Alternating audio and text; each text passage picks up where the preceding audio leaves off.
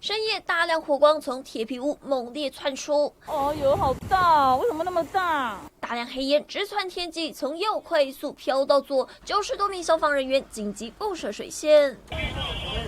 整栋铁皮工厂陷入火海，臭味逼人，就怕被波及。附近居民冒着风雨向外逃生。风太大，门拢关起来嘛，用内底面那臭，出来，他们怕开窗来外口传烟啊，要出来，就快出来。24号晚间8点，台中神冈西头路这处塑胶颜料工厂突然起火燃烧，消防队陆续派遣11个单位，但台风夜强劲风势助长火势，消防人员难以接近起火点。